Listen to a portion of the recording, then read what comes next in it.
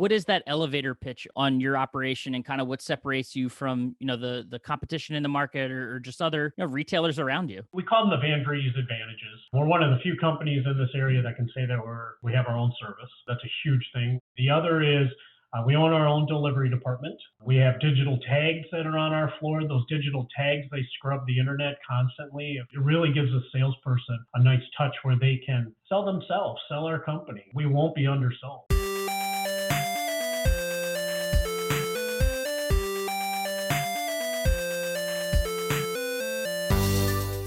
Welcome into the Independent Thinking Podcast. This is your host, Rob Stott. It's always awesome, I think, and, I probably say it more often than I need to, but the best part about this podcast is that we get to hear from and chat with members across the country, independent retailers and small business owners that are just, they've got some incredible stories. And, that trend and that, opportunity continues today with Scott Brynjulfson, the general manager of Van Vreede's Appliance up in Appleton, Wisconsin. They also got locations, one of three locations, one there in Appleton, also Green Bay and Oshkosh, Wisconsin. So a lot of great things happening, with Scott and his team and the Van Vreede's team across all areas of their business.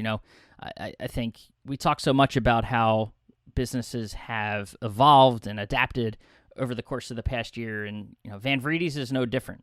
Scott has a long history in the retail space, and he brought that over to Van Vreede's with his family, when they got into the business, and has experience at all the locations, and now is general manager of the operation, and got to talk about a lot of things. He's recently seen Van Vreede's dive deeper into digital with digital price tags, and they got a new partnership with Podium, and they're working on getting launched, maybe by the time this podcast is live, a new website, and really making the investment in that digital side of the business, and results, they're paying off. They're seeing their investments pay off, and we dive into all of that, and some of those challenges too, of getting up on those platforms, things that they've had to overcome, and just being able to get up to speed on what it's like working in the digital deeper, working deeper in digital and things like that. So just a lot of great lessons learned, I think, from Scott and his team. And even too, we talk a little bit about, what he's done to keep morale up amongst staff, over the course of the past 18 months or so as, this pandemic wore on and continues to wear on, and, things he's done to just make sure his employees are happy, because at the end of the day, they are the frontline workers that customers interact with, and keeping them happy is obviously going to benefit the business and everything you got going on. So, so much to talk about, so much that we did talk about, with Scott and about Van Vreede. So let's just go ahead and dive into this Independent Thinking Podcast with Scott Brynjulfson, General Manager of Van Vreede's.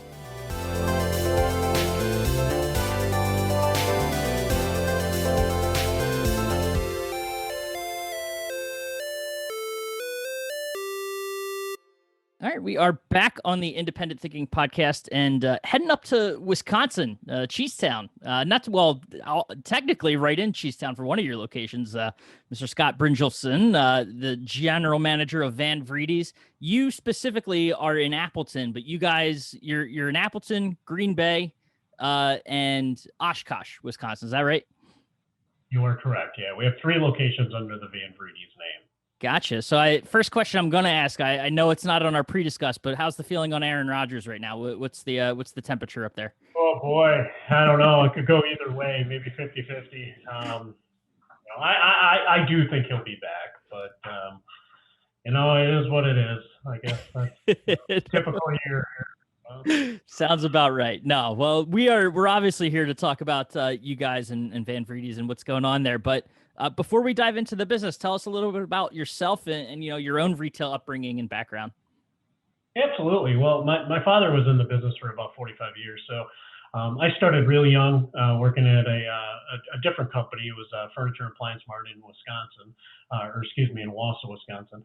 And I started working in the warehouse when I was 16, did random jobs, went off to school, came back, did some delivery, then got into sales. And then about 18 years ago, my father, Gary, had the opportunity of buying into Van Vreede's. And I ended up getting an interview here and coming over. And yeah, and so, I mean, This is a great company to work for. Like I said, I've been here 18 years. I've kind of sprinkled in. I mean, I've almost done everything as far as that there's to do here. So, it's a great. We're not a huge company, but we're not small. We're probably like 150 employees, something like that. But it's a very fun place to work, and I enjoy coming here every day. No, that's awesome. You say dad bought in. Did you have to interview with dad, or how did that go? You Yeah, did? oh yeah, oh yeah. Did he ask the Yeah, tough questions? it wasn't just a shoe in. I mean, I'm sure, but yeah, I did. I started off in sales at this location, then moved to sales in Green Bay, and then I got a chance to finally be a manager down in Oshkosh. Ran that store for about 4 years. Went up to Green Bay, was a manager there for a couple of years. Did a little stint then in our distribution center. I was the manager there for a little bit, then went back to the manager in Green Bay. Then I went to the Appleton store as a manager, and then I got to move in the back office this year. So, and I've been back here now for probably almost 5 years. No, that's awesome. Well, interesting kind of, obviously a great experience to be able to get to all those different locations. What, from the front end of the store, how different is each of the locations? Having been a manager for each of them and kind of getting to see what each different town is like. Each town has its own, it's a little bit different, but it's all kind of the same at the end of the day. I mean, as far as structurally, our company, a lot of things come out of Appleton here, like our service. The deliveries all come out of Appleton. But it was a great experience. I mean, looking back, I'm glad I did all those. It was cool. No, that's awesome. So kind of scaling it down a little, I will actually go in kind of the opposite direction, higher picture, looking sort of at the company as a whole. What is that elevator pitch on your operation and kind of what separates you from, the competition in the market or just other, retailers around you? Absolutely. No, I mean, we have we call them the Van Vreede advantages. We have, just to list a couple, one, we're one of the few companies in this area that can say that we have our own service. That's a huge thing. We do use, we bought a company probably about almost 15 years ago. It goes under the name Howie Void Appliance. We still use appliances there. And then also we run 12 techs a day, actually, that go out, and they average anywhere from maybe 9 to 11 stops a day. So we do service for Van Vreede's customers first. We also do service for our competitor friends too. But that's one huge advantage. Not many people can say. The other is we own our own delivery department. We run anywhere from 9 to 10 trucks a day also out of there. So, I mean, my background, one thing I didn't mention is I did work for one of the big box corporations when I was going to school. And I can tell you from looking from an outsider's view now, if something does go wrong, for say on delivery, because things aren't perfect, I mean, things are going to happen. When something does go wrong and you have control of it, it's way more smoother for the consumer and the end user. As far as, it's just a completely different transition. As far as we also, we do another advantage is we have, with that delivery, you have exact time delivery. The day of, the consumer can hop on our website, put in their phone number or put in their order number, and they can actually see a little snippet of where the truck is and kind of give more of a, a real time of when the consumer's or when the delivery is gonna get there. That's another huge advantage. Obviously, best price, best selection. We have digital tags that are on our floor. Those digital tags, they scrub the internet constantly. If one of our competitor friends do change their price, our tag on our floor and our website changes. So, it takes the guessing game really out of, the shopping aspect of it. And it really gives a salesperson a nice touch where they can sell themselves, sell our company. We won't be undersold. So, there's a lot of advantages buying from an independent retailer compared to, the box stores. And, we do it at the same price. And honestly, we should probably get a premium for that. We invest tons of money and time into everything, and but we'll be at the market price. No, that's awesome. A lot to unpack there too, because there's a lot of different things you talk about that are advantages for you guys, and one kind of stands out as the service. We've talked a lot about service recently on the podcast because that's a new initiative for Nationwide with the Service Leaders Network and everything going on there. But I want to start, you mentioned the delivery. What's it, has that always been a thing that Van Vreede's has offered, your own delivery, or, Yeah. what's kind of the thing? Well, what then, what is it like standing up your own delivery and kind of managing that on top of, the retail business that you have? It's a lot of work. We have a gentleman, his only job is for routing. And we try to work days in advance. But, with this last, say, year and a half, it's become quite a challenge with inventory and, people scheduling stuff and products not coming in, because our motto is why shop anywhere else? We carry, you name the brand, we got it. So our sales staff for the last year and a half has had to change their thinking quite a bit, because we were always, I don't want to say an on-time delivery, but if we didn't have anything, we ordered it on Tuesday, we got it Thursday. Well, obviously that's dramatically changed. So managing that whole delivery side of it, I know has been a challenge. It hasn't been as smooth as possible, but we're keeping trucks full and getting stuff out. And, I give those guys credit. I go to the warehouse every morning, and just even this morning, I was talking to him and the manager over there, and just thanking them again for, how much product they're getting out of the door. And it's a challenge. No, that's this year has been something, right? With supply chains impacting, at the manufacturer level, impacting so many different industries, but retail obviously one being hit really hard as we continue to see and follow that. You mentioned challenges. Is that obviously a big one in terms of getting product and getting it to customers that want that product? But are there other challenges or things that are going on for you as a retailer today? Sitting in my shoes, I wear tons of different hats here, and one of them is, I handle some of the HR duties, and just keeping everybody's morale up has been tough, because let's face it, people are very stressed, and people are over this, and it's the excuses of COVID not having products is getting old to consumers, but that's the reality that we're in, and our sales staff every day, they got to deal with it, and they have to manage their open orders. They have to make difficult phone calls, and, it's been taxing, on them. And, we just try to keep it light, and try to have fun at work. But there's been a lot of challenges that they're not used to. I know everybody's ready for availability to get back to where it was, but I have a feeling that's going to be quite some time. And I don't even know if it'll ever fully go back. With some of our vendors, I won't name any particular ones, but some of them have dramatically stepped up for the independent channel, and some have not. And that's going to take some time for those couple vendors that have not supported the independent channel as well, for our sales staff to get back to them. But you mentioned morale. It's kind of of all the things we've talked about here, and not even just on the podcast, but in general, throughout the last year, it's kind of one of those things, like you have those, the chit chats before you get into a meeting, right? Just the small talk before you dive into a meeting, and that kind of stuff comes up, but it's never really been something, a major topic. So what is it that you guys are doing from a morale standpoint to kind of, keep staff, just the morale up, or, Yeah. Once in a while buying lunch. Little things like that.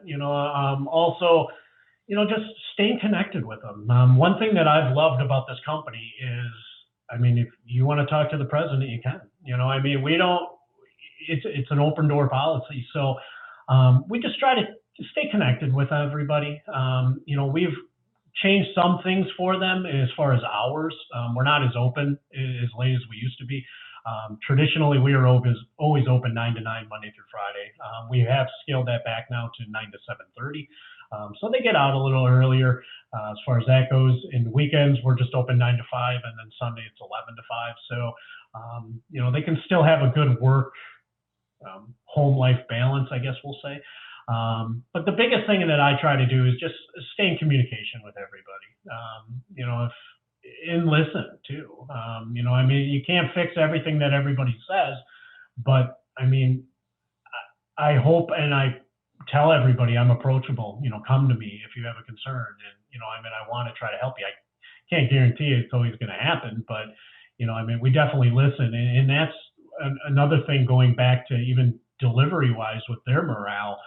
When COVID came, I mean, we probably lost some sales because we did something. And what we did is for our delivery guys, when Wisconsin was shut down for maybe 5 or 6 weeks, we decided to just do a doorstop delivery. And we probably lost some sales for that because some of our competitors were continuing to go into the house. But we wanted to make sure our delivery staff, felt, we cared about them. So we did do that. I don't know how much that affected us, but, I mean, it might have a little bit, but yeah, that's another thing that we did. What kind of, a couple ways kind of go with that, any lasting effects of those changes that you kind of see sticking around, and the other part of that being, what was the response from staff when you make some of these changes or do some of these small things for them and things like that? Yeah, no, they're appreciated, and they're sad too. I mean, the delivery guys, they were, ecstatic about that. I mean, they weren't always getting their hours though, because that was one of the other. I mean, you can only put so many products on a truck, right. so. I mean, we got through that, and then with the sales staff, I mean, they enjoy when you do the little things. I mean, I remember back when I was in sales. I mean, anything like that. I mean, it definitely, made you just feel a little better. So. No, that's awesome. And you mentioned, a little bit ago about you named the brand. You guys have it. I wouldn't believe it if I didn't take a virtual tour of your store. I know you guys have some virtual tours on your website, and I forget what specific location it was. It might have been, where you are in Appleton, but expansive. I mean, like a Google Maps kind of street view look through the store of, what's going on in there. That particular tour, or those virtual tours, were recorded by Google, and we actually have them come in here and do that. Now, next week, I'm actually having Nationwide come in, and Dave Rico is going to be doing our store here. So I'm looking forward to getting that a little updated. But it is a great thing. I mean, with COVID, that was a huge thing that, a consumer could still see into the store, even though it's not live time. But what we did is we did take that a step further. On our website, we do have where you can set up a virtual appointment. What happens is when you set one of those up, it gets a notification to the manager at what location. They then have a pad, and they can, I mean, it's kind of like doing like a Zoom call, really, with the consumer. Those have an extremely high close rates. We don't get too many of them now, but during COVID, we did get quite a bit. And I mean, if people took the time to do that, it was like you were there. So that was really good. No, that's awesome. So tell me, walking through virtually, of course, that kind of space, it is expansive. I mean, a lot of different types of product, and it's everything that we cover in the Nationwide space, furniture, bedding, all that sort of stuff. And, what's it like managing show floors, 3 locations that, are that big? It seems like, I mean, everything is on the show floor. Oh yeah. Well, in a normal time, it's not too bad. Right now, this last year and a half, it's been an extreme challenge because, see, originally what happened is when everything first started coming down, we were selling floor models off the floor. And it got to a point where you almost came in our store and it looked like, you're going out of business. So, now we do have everything nailed to the floor again. And that does cause some hardship with consumers. I mean, obviously they see something there, they want it, it's back ordered. But unfortunately, that's what we just have to do right now. But in a normal world, it's not too bad. Our managers, we have a pretty good system. When stuff leaves, they have to generate transfers, and our buyer, enters them in. When there's new product that comes, that's where I get involved and deal with the cabinet companies around the area, and deal with our manufacturer friends as far as figuring out what they recommend and stuff like that. Actually, right now I just did a couple kitchens up in Green Bay. Going to be doing another one. I was just up there yesterday again. We're going to put some new flooring in, and going to be putting in a whole new Bosch display up there. So excited about that. But overall, it's kind of like a well-oiled machine. Once it's going, it kind of maintains itself. Not COVID though, obviously. Kind of throwing a kink in everyone's system, right? Yeah. It's just been crazy. Yep. And now all three stores. What's are all three stores relatively the same size, square footage wise, and things like that? That's a good question. Our Appleton and Green Bay store are similar. Our Green Bay location is the largest location. We actually do own the strip mall up there. So over the years, we've kind of taken on other stores. Appleton, we're kind of landlocked where we're at. Unfortunately, we could definitely expand our furniture display here. And Oshkosh has got a pretty nice size store too, but it's probably the smallest out of the three locations as far as that goes. And then Howie Voigt, depending on, we sell used appliances over at that company, and that can range from having tons on the floor to none. We do sell stuff online. You can go to howievoigt.com and actually view the reconditioned product that we do have, and that's been a whole nother avenue for us that we started probably about 5 years ago. No, it's awesome. And this all kind of relates, you mentioned the digital tags and, getting Dave, I know he must be excited. He's got a whole rig that he comes out with and goes through and does it. Actually, I was actually the test when he first got the camera. I think when he showed up, it still had the plastic on it. And he did do our store. But at that particular time, those Google tours were just done. So we left him that way.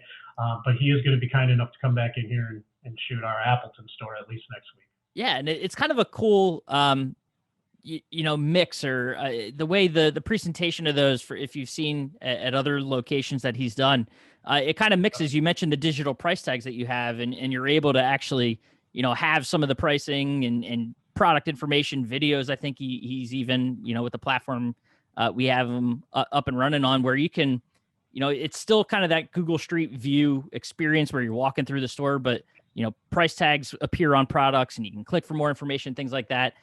Talk about that transition to digital price tags and sort of that experience of being able to have all that information there for, the customer. Yeah. I mean, there's bumps when you do it, obviously when you switch over, but it's well worth it.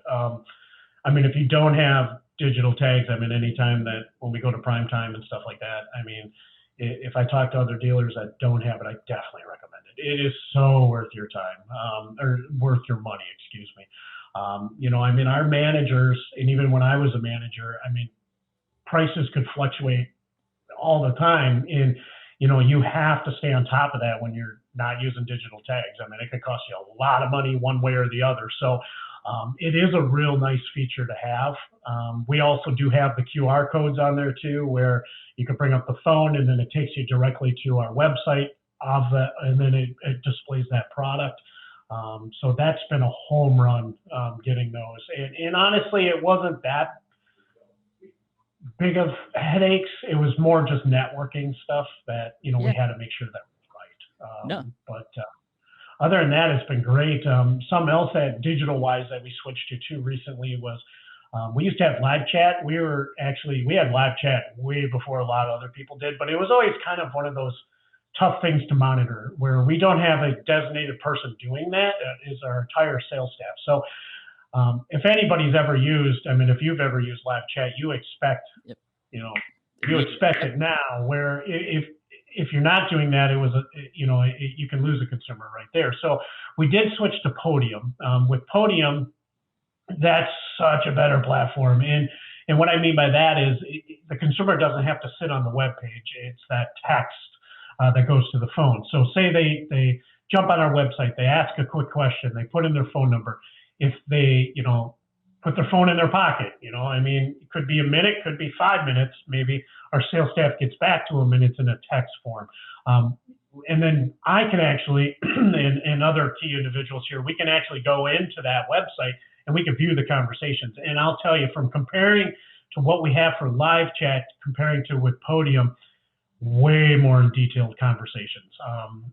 That's been an absolute home run, getting on the Podium platform. No, that's awesome. One quick follow-up to the digital tags. Was it, relating to how expansive your stores are you guys all in everywhere, or did you kind of pick and choose departments to put them? That's a great question. We did appliances 100% at all three locations. Furniture, we did not. I don't know if we'll ever get there with furniture, as far as that goes, but on appliances And we no longer carry televisions. When we did have televisions, we did it there too, but 100% as far as on appliances. No, that's awesome. And obviously, the addition of partnership with Podium, bringing a lot to the table. Is it, all these changes that are happening pretty recently, right? Is that correct? Yeah, within the last, well, the Podium one was relatively in the last maybe 5 months. We're in the middle right now of switching a website provider. Our new site, I believe, is going to go live maybe next week. Gotcha. But yeah, it's always been changing. I mean, with the virtual appointments, that was added during COVID. Yeah. That's kind of the follow up there is that, with all these changes constantly happening, what's that learning curve like getting up and making sure you're getting the most out of these services as you're using them? And well, Nationwide does a great job though. I mean, they really do. I mean, when you do have questions on stuff, you can get an answer right away. I can't say enough for everybody that does work on that stuff. And I'm not just saying that because I'm on this podcast. I mean, I truly thank everybody. I mean, if you got a question, you can find out right away. But the transition for all that stuff, I mean, with everything, it's, I guess one of the bigger challenges is, it's hard to treat it. It's hard to train an old dog new tricks. And some of the sales staff may have had some, it takes some badgering to get them to do it. But the key individuals that are using those separate platforms that we do offer digitally, they're making a lot of money doing it. I mean, it's just going more and more that way. And that's, I mean, anybody that listens to this is going to know that already. But I mean, it's definitely, it's a huge difference. So. No, that's awesome. And kind of looking down the road a little bit. I mean, things are slowly, I think, we're seeing, I don't want to even call it normal, but like a return to whatever somewhat normal what is, moving forward. What's the outlook for you guys, kind of the back half of this year and into 22? And, what's it hopefully we can keep it rolling. I mean, if availability gets better, I mean, we can still be pumping out some stuff, but, I mean, just try to, tread water, I guess. I mean, every day is different. I mean, I joked with my wife that, I come into every day into work. I don't know what landmine I'm going to step on. I mean, it's been quite a learning experience, and I hope I never have to go through this again when it's all said and done. But at the end of the day, though, I mean, I think it's made everybody stronger. I mean, you definitely see true colors across the board with, and I'm talking consumers and employees. I mean, when stuff like it's tough like this, and I can tell you, I can't thank our employees enough for everything they've done. I mean, they've just done a fabulous job navigating these difficult times.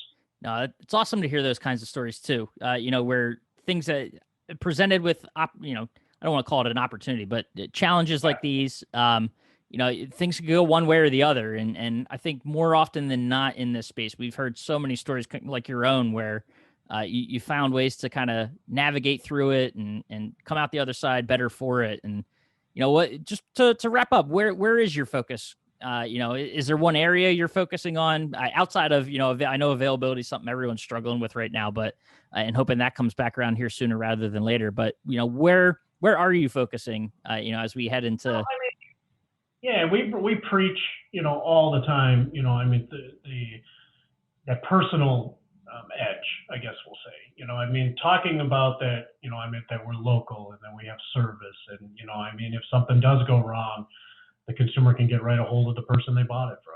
I mean, it's definitely, making that whole experience better for the consumer, I guess.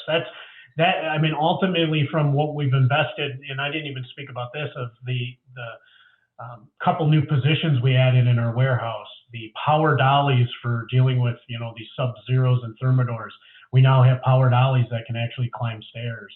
I mean, there's been a lot of stuff that in the backside that no one even sees, but then again, it makes everybody's job a little bit easier and hopefully makes the consumers and the end user a more enjoyable experience. No, that's awesome. Well, Scott, I appreciate the time and, look forward to following your story. Tell Dave when he swings by that we said hi. And I will. hope all goes well there. But appreciate it and look forward to catching up again soon, maybe in person before we know it. So Yeah, absolutely, and I appreciate it too. Thank you so much for making the call today. So thank you. you got it.